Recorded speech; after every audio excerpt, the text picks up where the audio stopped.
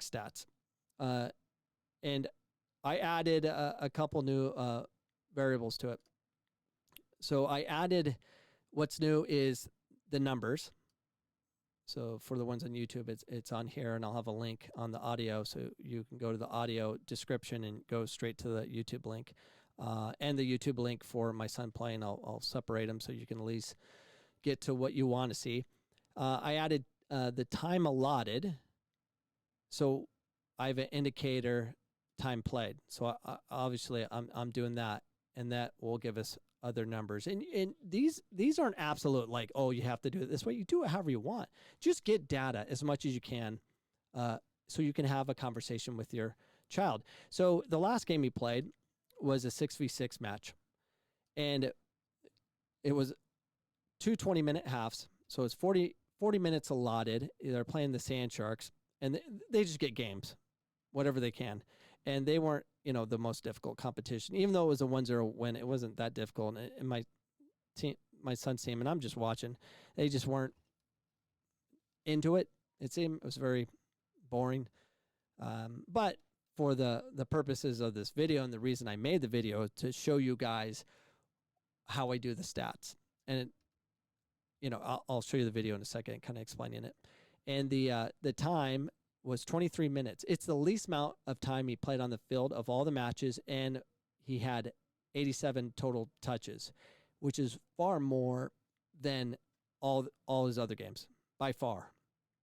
He got more opportunities on the ball. He had 20 passes in total. He had 8 failures because of the tight space and decisions he made. And his average touch was the highest of 4.35, because you're forced to dribble more to find a pass because of the distance or the width and length of the field you're on. There's not much space to go. But the huge indicator I would notice the most, no goals, no assists. He needs to get better on that. He needs to take more opportunities. He did have some shots, which I need to add to this, which I don't believe I have. He had 1 dive in, and as far as takeaways, 0. So his hustle was lacking. And it's mainly the competition, but it's a conversation I can have with him. I'm like, again, you have no takeaways. And he had one game, he had 10 takeaways, because he made it, something that mattered to him. And that's something he needs to work on. And it's good to have data to show that. So it's just good to have it. And then obviously I have the overalls. So let's get to the video. So here's Jack's game. And what you'll notice, I put this in high speed for the ones that don't have access to the film. I have giveaways, passing, takeaways, touches, and shots. And that's just kind of what I listed. And you can see how it's populating after he goes through the process of receiving it. So Jack, and I didn't put forward or backwards. There's so many different stats you can put on this, but it's important to have this, whatever you decide it to be, an opportunity for you to have a conversation with your child, or anyone for that matter that's trying to develop their game as a coach, a director, or whatever. It really gives you a chance to see what they're doing and rate them. And there's so many different ways of doing it. And as I do this podcast, I'll add more and more to the game. Like I was thinking on the stats, on his 3 shots or 4 shots he took in the game, he missed them all, and you could see it in his, when he made a mistake like that, he would grab his head like he just did on the video. And I want to start marking that, because I don't want him doing that anymore. Hey, you showed the whole world that you made a mistake. I think that's one of the dumbest things professional athletes do, is make such a big deal. Oh, look, I missed. Congrats, you missed. We know you feel bad about it. We don't need that garbage. You don't want to remind yourself you made a mistake. I think it's stupid. Ronaldo can get away with it. But I think it's a horrible, horrible thing that the professional athletes showcase to our kids, because they copy what they see. Don't do it. So I want to curb that with my son. So I'm going to record how many times he does that, and then talk to him about it. Hey, you did better. You only did it 3 times. From the last time you did it was 5.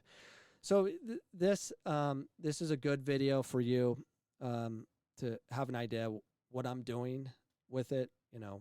I think there's just so many different ways to break it down, but that's going to require you to pay attention, record the time, and take detailed notes and see what's going on. There's just so many different ways you can do this.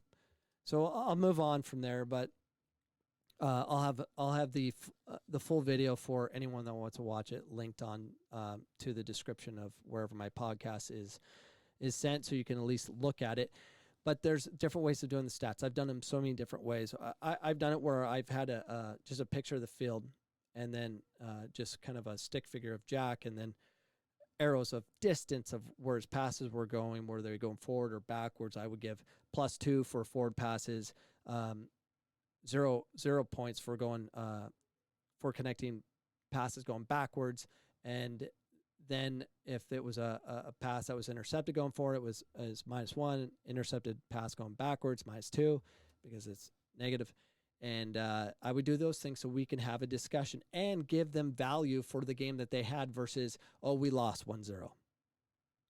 But you connected 22 passes, or you had so many touches on the ball, and there's just so many things you can do and reward your child for doing well. The problem is if you have a coach that doesn't allow them to think and make their own decisions, it curbs all of this.